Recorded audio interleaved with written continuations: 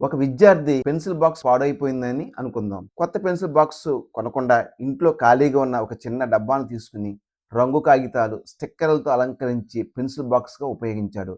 ఇక్కడ మనం అర్థం చేసుకోవాల్సిందేంటంటే పాడైపోయిన పెన్సిల్ బాక్స్‌ని దాన్ని నీట్‌గా ఇంకొక బాక్స్ కింద కూడా తయారు చేయొచ్చు. లేదా పాడైపోయిన ఏదైనా ఒక బాక్స్ ఉంటే గనక దానికి స్టిక్కర్స్ అంటించి అందంగా ఒక పెన్సిల్ బాక్స్‌లా తయారు చేశాడు.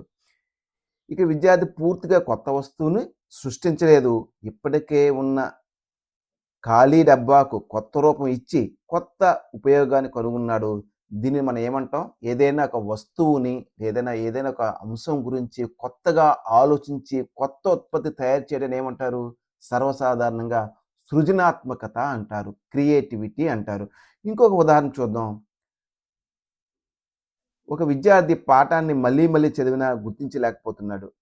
అప్పుడు అతను పాఠంలోని ముఖ్యాంశాలను చిత్రాలు, రంగులు, గుర్తులు, చిన్న పదాలతో మైండ్ మ్యాప్‌గా తయారు చేశాడనుకుందాం. దాంతో పాఠం సులభంగా అర్థమైంది. ఎక్కువ కాలం గుర్తుండిపోయింది. ఈ 2 ఉదాహరణల్లోనూ ఇప్పటికే ఉన్న వస్తువు లేదా విషయాన్ని కొత్త పద్ధతిలో ఉపయోగించడం. దీనినే మనం సృజనాత్మక ఆలోచన అంటాము. అందువల్ల సృజనాత్మకత అంటే పూర్తిగా కొత్తదాన్ని తయారు చేయడం మాత్రమే కాదు, ఇప్పటికే ఉన్న వస్తువులకు లేదా ఆలోచనలకు కొత్త రూపం, కొత్త అమరిక, కొత్త ఉపయోగం ఇవ్వడం కూడా సృజనాత్మకతే. ఈరోజు మనం సృజనాత్మక సంబంధించిన నిర్వచనాలు, సృజనాత్మకత అంటే ఏమిటో ఈ వీడియోలో తెలుసుకుందాం. జన్మలలో కల్లా మానవ జన్మ గొప్పది అంటారు. మిగతా జీవరాశులతో పోలిస్తే మానవుడికి బుద్ధి జ్ఞానం ఎక్కువ. ఈ బుద్ధి జ్ఞానము వ్యక్తి ఆలోచనలు, వివేకం మీద ఆధారపడి ఉంటుంది. అంతే గదా!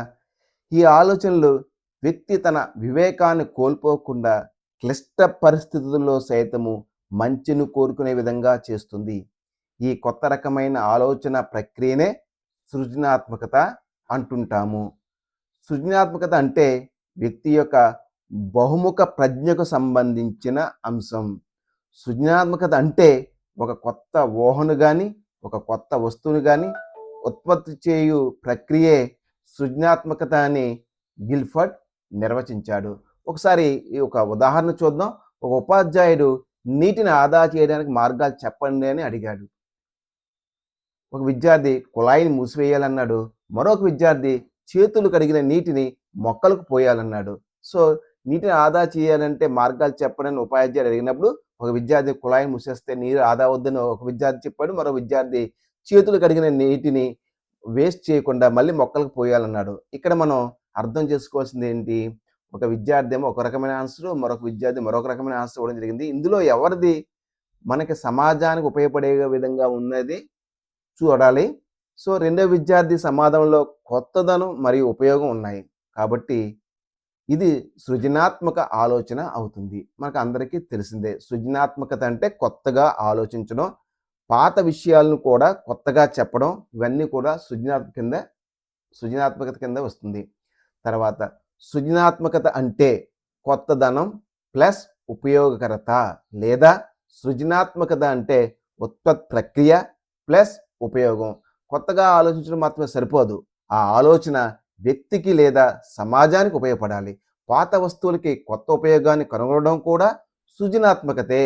ఇప్పటికే ఉన్న విషయాలను కొత్త పద్ధతిలో చెప్పడం, కొత్త పద్ధతిలో అమర్చడం కూడా సృజనాత్మకత కింద వస్తుంది. కాబట్టి కొత్తగా ఆలోచించి ఉపయోగకరంగా మార్చగలగడం అదే నిజమైన సృజనాత్మకత. కొన్ని ఉదాహరణలు చూద్దాం ఇప్పుడు.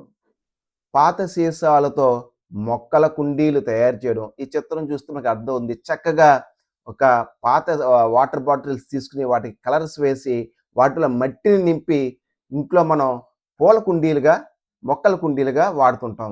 అదేవిధంగా వ్యర్థ వస్తువులతో బోధనాభ్యాస సామాగ్రిని తయారు చేయడం, వ్యర్థ వస్తువులతో కళాత్మక ఖండాలను తయారు చేయడం కూడా సృజనాత్మకత కింద వస్తుంది. ఒక కథకు కొత్త ముగింపు రాయడం. సో, ఒక కథకి కొత్త ముగింపు, క్లైమాక్స్ కొత్తగా రాయడం, లేదా ఒక పాత కథను తీసుకొని కొత్తగా ట్రీట్మెంట్ చేస్తూ ప్రజెంట్ చేయడం, ఇదంతా కూడా సృజనాత్మకత కింద వస్తుంది. అదేవిధంగా గణిత సమస్యను కొత్త పద్ధతిలో పరిష్కరించడం, ఒకే చిత్రానికి అనేక అర్థాలు చెప్పడం. చూడండి, ఇక్కడ ఒక చిత్రం ఇవ్వడం జరిగింది. ఈ చిత్రంలో దీన్ని బాత్ అని, ఒక పక్షి అని, ఇది బాతు ముఖం అని, ఇది కుందేలు ముఖం అని, ఇది కుందేలని, ఇలా రకరకాలుగా భిన్నంగా అనేక రకాల అర్థం చెప్పడం కూడా సృజనాత్మకత కింద వస్తుంది. ఇక్కడ మనం గిల్ఫోర్డ్ నిర్వచనం చూద్దాం. గిల్ఫోర్డ్ నిర్వచనం ఏంటి? ఒక కొత్త ఊహను గాని, కొత్త వస్తువును గాని ఉత్పత్తి చేసే ప్రక్రియే సృజనాత్మకత. గిల్ఫోర్డ్ నిర్వచనంలో 2 ముఖ్యమైన పదాలు ఉన్నాయి. ఏంటంటే కొత్త ఊహ, కొత్త ఉత్పత్తి. ఒక కొత్త ఊహను గాని, కొత్త వస్తువును గాని ఉత్పత్తి చేసే ప్రక్రియే సృజనాత్మకత. సృజనాత్మకతను విభిన్న ఆలోచన లేదా డైవర్జెంట్ థింకింగ్తో అనుసంధానించిన ప్రముఖ విజ్ఞాన శాస్త్రవేత్త జేపీ గిల్ఫోర్డ్. అంటే మనకి గిల్ఫోర్డ్ నిర్వచనం ప్రకారం ఏం చెప్పొచ్చు? ఒక కొత్త ఊహను గాని, కొత్త వస్తువును గాని ఉత్పత్తి చేసే ప్రక్రియ సృజనాత్మకత. గిల్ఫోర్డ్ జనరేట్ డిఫరెంట్ ఐడియాస్ అని జ్ఞాపపెట్టుకోండి. గిల్ఫోర్డ్ జనరేట్ డిఫరెంట్ ఐడియాస్ అంటే అనేక భిన్నమైన ఆలోచనలను ఉత్పత్తి చేయడమే సృజనాత్మకత. ఇది గిల్ఫోర్డ్ నిర్వచనం. తర్వాత పాత అంశాలకు కొత్త రూపం ఇవ్వడం కూడా సృజనాత్మకత. సృజనాత్మకత అంటే పూర్తిగా ప్రపంచంలో లేని వస్తువును సృష్టించడం మాత్రమే కాదు, ఇప్పటికే ఉన్న వస్తువులను లేదా ఆలోచనలను కొత్తగా కలపడం, కొత్త రూపంలో అమర్చడం, కొత్త ఉపయోగాన్ని కనుగొనడం కూడా సృజనాత్మకతే అవుతుంది. వస్తువులను లేదా ఆలోచనలను కొత్తగా కలపడం, అప్పటికే ఉన్న ఆలోచనల్ని కొత్తగా కలపడం, ఒక కొత్త రూపంలో అమర్చడం, కొత్త ఉపయోగాన్ని కనుగొనడం కూడా సృజనాత్మకత కింద వస్తుంది. ఉదాహరణ, ఒక వార్తాపత్రికను తీసుకుందాం. మనం వార్తాపత్రికను దేనికి వాడతాం? చదవడానికి వాడతాం. అంతేకాకుండా పుస్తకాలు కవర్ వేయడానికి, కాగితపు సంచులు తయారు చేయడానికి, కళాఖండాలు చేయడానికి, తరగతి గది కార్యక్రమాలకు ఉపయోగించవచ్చు. ఇక్కడ కొత్త వస్తువును సృష్టించలేదు, కానీ పాత వస్తువుకు కొత్త ఉపయోగాలు కనుగొన్నారు. పాత అంశాలకు కొత్త రూపం ఇవ్వడమే సృజనాత్మకత. సృజనాత్మకత అంటే పూర్తిగా ప్రపంచంలో లేని వస్తువును సృష్టించడం మాత్రమే కాదు, ఇప్పటికే ఉన్న వస్తువులను లేదా ఆలోచనలను కొత్తగా కలపడం, కొత్త రూపంలో అమర్చడం, కొత్త ఉపయోగాన్ని కనుగొనడం కూడా సృజనాత్మకత కింద వస్తుంది. కొత్త వస్తువును సృష్టించలేదు, కానీ పాత వస్తువుకు కొత్త ఉపయోగాలు కనుగొన్నారు. ఇక్కడ చూడండి, పేపర్ను తీసుకుని ఒక ఉదాహరణ. తర్వాత నెక్స్ట్ ఇప్పుడు నిర్వచనాలు చూద్దాం. మనం గిల్ఫోర్డ్ నిర్వచనం చూసాం. ఇప్పుడు హచిన్సన్ నిర్వచనం ఏంటి? హచిన్సన్ ప్రకారము సృజనాత్మకత అనగా ఏదైనా కళ, భాష, సంగీతము లేక శాస్త్రజ్ఞానపరంగా జరిగే నూతన ప్రక్రియ. ఒకసారి మళ్ళీ చూడండి. సృజనాత్మకత కేవలం చిత్రలేఖనానికి మాత్రమే పరిమితం కాదు. సృజనాత్మకత అంటే ఏమనుకుంటే, ఒక ఆర్టిస్ట్ బొమ్మలు గీసేస్తే చాలా అద్భుతంగా, ఒక నేచురల్ సెంటర్ చాలా అద్భుతంగా గీశాడు, చాలా సృజనాత్మకత గీశాడు అనుకుంటాం. అది ఒకటే మాత్రం కాదు. కళలో, భాషలో, సంగీతంలో, సాహిత్యంలో, విజ్ఞాన శాస్త్రంలో, గణిత శాస్త్రంలో కూడా సృజనాత్మకత కనిపిస్తుంది. హచిన్సన్ ప్రకారము సృజనాత్మకత అనగా ఏదైనా కళ, భాష, సంగీతము లేక శాస్త్రజ్ఞానపరంగా జరిగే నూతన ప్రక్రియ. ఉదాహరణలు తీసుకుందాం. కొత్త రాగాన్ని రూపొందించడం సంగీత సృజనాత్మకత, కొత్త కథ రాయడం భాషా సృజనాత్మకత. అంటే ఏదైనా ఒక కథకు కొత్త ముగింపు రాయడం, ఏదైనా ఒక కథను తీసుకుని దాని నుంచి కొన్ని మంచి అంశాలు తీసుకుని ఒక కొత్త కథని రాయడం, ఇది భాషా సృజనాత్మకత అవుతుంది. కొత్త ప్రయోగాన్ని రూపొందించడం శాస్త్రీయ సృజనాత్మకత అవుతుంది. సమస్యకు కొత్త పరిష్కారం కనుగొనడం కూడా గణితంలో సృజనాత్మకత అవుతుంది. కళ, భాష, సంగీతం, శాస్త్రం అనే పదాలు ప్రశ్నలో కనిపిస్తే సమాధానం మనం ఏం జ్ఞాపపెట్టుకోవాలి? హచిన్సన్ నిర్వచనం అని జ్ఞాపపెట్టుకోవాలి. కళ, భాష, సంగీతం, కళ, భాష, సంగీతం, శాస్త్రం అనే పదాలు ప్రశ్నలో కనిపిస్తే చాలు, అది హచిన్సన్ యొక్క నిర్వచనాన్ని జ్ఞాపపెట్టుకోండి. తర్వాత నెక్స్ట్ మెడ్విక్ నిర్వచనం ఏంటి? సృజనాత్మక ఆలోచన అనగా సంబంధిత కారకాలను కొత్తగా ఉపయోగపడే విధంగా అవసరాలకు అనుగుణంగా రూపొందించబడే ఆలోచన. సృజనాత్మక ఆలోచన అనగా సంబంధిత కారకాలను కొత్తగా ఉపయోగపడే విధంగా అవసరాలకు అనుగుణంగా రూపొందించబడే ఆలోచన. ఇప్పటికే మనకు తెలిసిన 2 లేదా అంతకంటే ఎక్కువ విషయాల మధ్య కొత్త సంబంధాన్ని ఏర్పరచడం కూడా సృజనాత్మకత అవుతుంది.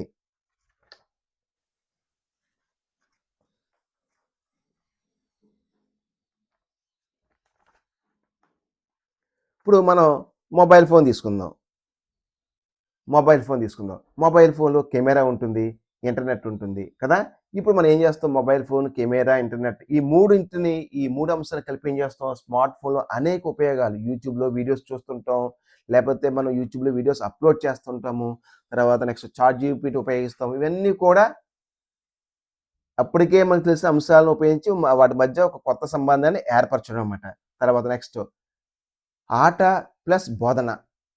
ఆట పాటల ద్వారా అభ్యసించడం. అంటే ఒక ఆట ఆడించడం, ఒక పాట పాడించడం, వాటి ద్వారా బోధించడం ద్వారా పిల్లలకి ఏం జరుగుతుంది అంటే అభ్యాసనం జరుగుతుంది. వ్యర్థ వస్తువులు ప్లస్ కళ. అంటే ఒక వేస్ట్ మెటీరియల్ తీసుకొని ఎగ్స్ ట్రేస్ తీసుకొని దానికి చక్కగా కలర్స్ వేసి దాని ద్వారా మనం ఏం చేయొచ్చు అంటే ఒక అద్భుతమైన ఒక కళాఖండాన్ని తయారు చేసుకొని హ్యాంగ్ చేయొచ్చు. అంటే బెస్ట్ ఔట్ ఆఫ్ వేస్ట్ అన్నమాట. సో అలాగే మనం ఇందాక చూసాం, వాటర్ బాటిల్స్ తీసుకుని వాటి కలర్స్ వేసి చక్కగా వాటిని ఒక కళాఖండంగా తయారు చేయొచ్చు అన్నమాట. సో ఇప్పుడు మనం గుర్తించుకోవాల్సింది ఏంటంటే సంబంధిత అంశాలు, కొత్త కలయిక, ఉపయోగకరమైన సంబంధం, అవసరాలకు అనుగుణంగా రూపొందించడం. ఈ పదాలు కనిపిస్తే చాలు మనం ఏం జ్ఞాపపెట్టుకోవాలి, మెడ్విక్ లేదా మెడ్నిక్ అని కూడా జ్ఞాపపెట్టుకోవచ్చు. మెడ్విక్ లేదా మిడ్నిక్ అంటే మన పాఠ్యపుస్తకంలో ఏమి ఇచ్చారంటే మెడ్విక్ అనే పేరు సాధారణంగా మనోవిజ్ఞాన శాస్త్రంలో మెడ్నిక్గా కూడా పేర్కొంటారు. సో ఇది నెక్స్ట్ చాప్లిన్ నిర్వచనం ఏంటి? చాప్లిన్ ఏం చెప్పాడు? వ్యక్తి ఆలోచనలలో కొత్త సంబంధాలను గుర్తించి వాటిని వ్యక్తపరచడమే సృజనాత్మకత అని చాప్లిన్ చెప్పడం జరిగింది. ఏం చెప్పాడు? వ్యక్తి ఆలోచనలలో కొత్త సంబంధాలను గుర్తించి వాటిని వ్యక్తపరచడమే సృజనాత్మకత అని చెప్పడం జరిగింది. కేవలం ఆలోచన మనసులో ఉండటం సరిపోదు. దానిని మాటల ద్వారా కానీ, ఆలోచనల్ని రచన ద్వారా కానీ, చిత్రం ద్వారా కానీ, నమూనా ద్వారా కానీ, కార్యాచరణ ద్వారా కానీ వ్యక్తపరచాలి అని చాప్లిన్ చెప్పడం జరిగింది. ఉదాహరణ, ఒక విద్యార్థి కొత్త కథ ఆలోచన వచ్చింది. దాన్ని కథగా రాస్తే లేదా ఒక కవిత్వ రూపంలో చెబితే లేదా ఒక నాటక రూపంలో ప్రదర్శిస్తే అది అక్కడ సృజనాత్మకత వ్యక్తమవుతుంది.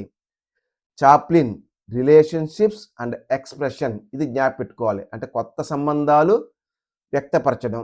సో ఈ 2 పదాలు కనిపిస్తే అది మనం చాప్లిన్ నిర్వచనంగా గుర్తించుకోవాలి. తర్వాత అసుబెల్ నిర్వచనం ఏంటి? ఆసుబెల్ ప్రజ్ఞా సామర్థ్యాలు, మూర్తిమత్వ లక్షణాలు మరియు సమస్య పరిష్కార లక్షణాలు కలయికే సృజనాత్మకత. ఇందులో 3 ప్రధాన అంశాలు ఉన్నాయి. ఒకటి ఏంటంటే ప్రజ్ఞా సామర్థ్యాలు ఏంటి? ఆలోచించడం, విశ్లేషించడం, ఊహించడం. మూర్తిమత్వ లక్షణాలు ఏంటి? స్వతంత్రంగా ఉండడం, ఆసక్తి చూపడం, ధైర్యంగా ఉండడం, పట్టుదలగా ఉండడం. ఇవన్నీ కూడా మూర్తిమత్వ లక్షణాలు. సమస్య పరిష్కార సామర్థ్యం ఏంటి? సమస్యకు కొత్త మార్గాలు కనుగొనడం. సో మన అసుబెల్ నిర్వచనం ప్రకారం ఏం జ్ఞాపపెట్టుకోవచ్చు అంటే ప్రజ్ఞా సామర్థ్యాలు, మూర్తిమత్వ లక్షణాలు మరియు సమస్య పరిష్కార లక్షణాల ఇవన్నిటి కలయికే సృజనాత్మకత అని జ్ఞాపపెట్టుకోవాలి. సృజనాత్మకత అంటే ఏంటి? ప్రజ్ఞ ప్లస్ మూర్తిమత్వం ప్లస్ సమస్య పరిష్కారం. దీనే ఈ 3 అంశాల కలయికనే మనం సృజనాత్మకత అని అసుబెల్ నిర్వచించాడని అర్థం చేసుకోవచ్చు. చివరగా మామూలు జనరల్ నిర్వచనం ఒకటి సులభంగా జ్ఞాపపెట్టుకోవచ్చు. ఏంటంటే పాత సంబంధాలను మార్చడం, కొత్త సంబంధాలను రూపొందించడం ద్వారా ఉపయోగకరమైన వ్యక్తికి సంతృప్తినిచ్చే కొత్త పనిని ఉత్పత్తి చేసే ప్రక్రియే సృజనాత్మకత. పాత సంబంధాలను మార్చడం ద్వారా లేదా కొత్త సంబంధాలు రూపొందించడం ద్వారా ఉపయోగకరమైన వ్యక్తికి సంతృప్తినిచ్చే కొత్త పనిని ఉత్పత్తి చేసే ప్రక్రియే సృజనాత్మకత. దీనిలో 3 అంశాలు ఉన్నాయి. కొత్త సంబంధాల నిర్మాణం, ఉపయోగకరమైన ఉత్పత్తి, వ్యక్తికి సంతృప్తి. సో, ఈ 3 పదాలు కనిపిస్తే అది జనరల్ సృజనాత్మకతకు సంబంధించిన నిర్వచనం. ఉదాహరణ, ఒక విద్యార్థి పాత కార్డ్‌బోర్డ్, బాటిల్ మూతలు ఉపయోగించి గణిత బోధనాభ్యాస సామగ్రి తయారు చేశాడు. ఓకే. అది సృజనాత్మకత కింద వస్తుంది. తర్వాత నెక్స్ట్ ఈ నిర్వచనాలను ఒకసారి పోల్చి చూద్దాం. గిల్ఫోర్డ్ ఏం చెప్పాడు? కొత్త ఊహ లేదా కొత్త ఉత్పత్తి అనే దాన్ని సృజనాత్మకత కింద చెప్పడం జరిగింది. హచిన్సన్ కళ, భాష, సంగీతం, శాస్త్రంలో నూతన ప్రక్రియ. ఇది హచిన్సన్ నిర్వచనం. మెడ్విక్ అంశాలను కొత్తగా ఉపయోగకరంగా కలపడం. చాప్లిన్ ఆలోచనలలో కొత్త సంబంధాల గురించి గుర్తించి వ్యక్తపరచడం. ఆసుబెల్ ప్రజ్ఞ, మూర్తిమత్వం, సమస్య పరిష్కారం, కలయిక. సో ఈ విధంగా ఈ నిర్వచనాలు మనం పోల్చి చూసుకుని ఈ టేబుల్ బాగా జ్ఞాపకం పెట్టుకోండి. ఈ టేబుల్ ద్వారా మనకి ఈజీగా ఉంటుందన్నమాట నిర్వచనాలు. పరీక్షకి ముఖ్యమైన అంశాలు ఏంటంటే, సృజనాత్మకత అనేది బహుముఖ ప్రజ్ఞకు సంబంధించినది. ఇది కొత్తదనం మరియు ఉపయోగకరత కలిగిన ప్రక్రియ. పాత విషయాలను కొత్తగా వ్యవస్థీకరించడం కూడా సృజనాత్మకతే. సృజనాత్మకతకు విభిన్న ఆలోచన ముఖ్యమైనది. సృజనాత్మకత కేవలం కళలకు మాత్రమే పరిమితం కాదు. కొత్త ఉత్పత్తి వ్యక్తికి లేదా సమాజానికి ఉపయోగపడాలి. సృజనాత్మకతలో ప్రక్రియతో పాటు ఫలితం కూడా ముఖ్యమైనది. సృజనాత్మకతకు ప్రజ్ఞ ఒక్కటే సరిపోదు, మూర్తిమత్వ లక్షణాలు కూడా అవసరం. ఇప్పుడు కొన్ని క్వశ్చన్స్ చూద్దాం. ఒక కొత్త ఊహను లేదా కొత్త వస్తువును ఉత్పత్తి చేసే ప్రక్రియే సృజనాత్మకత అని నిర్వచించిన వారెవరు? A Chaplin, B Guilford, C Ausubel, D Hutchinson. ఒకసారి ఆలోచించండి. ఒక కొత్త ఊహను లేదా కొత్త వస్తువును ఉత్పత్తి చేసే ప్రక్రియ సృజనాత్మకత అని నిర్వచించిన వారు గిల్ఫోర్డ్. నెక్స్ట్ రెండవది, కళ, భాష, సంగీతం లేదా శాస్త్ర రంగంలో జరిగే నూతన ప్రక్రియే సృజనాత్మకత అని పేర్కొన్న వారు ఎవరు? హచిన్సన్. సంబంధిత అంశాలను కొత్తగా ఉపయోగకరంగా కలిపే ఆలోచనను సృజనాత్మకతగా పేర్కొన్న వారు ఎవరు? మెడ్విక్. ప్రజ్ఞా సామర్థ్యాలు, మూర్తిమత్వ లక్షణాలు, సమస్య పరిష్కార లక్షణాల కలయికే సృజనాత్మకత అని పేర్కొన్న వారు ఎవరు? ఆసుబెల్. సృజనాత్మకతకు సరైన సూత్రం ఏది? కొత్తదనం ప్లస్ ఉపయోగకరత. పాత వస్తువులను కొత్త పద్ధతిలో ఉపయోగించడం దేనికి ఉదాహరణ? సృజనాత్మకతకు ఉదాహరణ. సృజనాత్మకతకు ప్రధానంగా సంబంధించిన ఆలోచన ఏది? విభిన్న ఆలోచన. Thank you. నెక్స్ట్ వీడియోలో మనం ఈ పాఠంలో సృజనాత్మకత అంటే కొత్తగా ఆలోచించడం మాత్రమే కాకుండా ఆ ఆలోచనలను ఉపయోగకరంగా ఉండాలని తెలుసుకున్నాము. గిల్ఫోర్డ్, హచిన్సన్, మెడ్విక్, చాప్లిన్, ఆసుబెల్ నిర్వచనాలలోని ముఖ్య పదాలను గుర్తుంచుకోండి. తర్వాత పరీక్షల్లో నిర్వచనం వేరుగా అడగవచ్చు, లేదా నిర్వచనంలోని ముఖ్య పదాలను ఇచ్చి శాస్త్రవేత్తలు గుర్తించమని అడగవచ్చు. తర్వాత పాఠంలో సృజనాత్మక లక్షణాలు, సృజనాత్మక బాలల లక్షణాలు, సృజనాత్మకతను పెంపొందించిన ఉపాధ్యాయుని పాత్ర గురించి తెలుసుకుందాం. Thank you.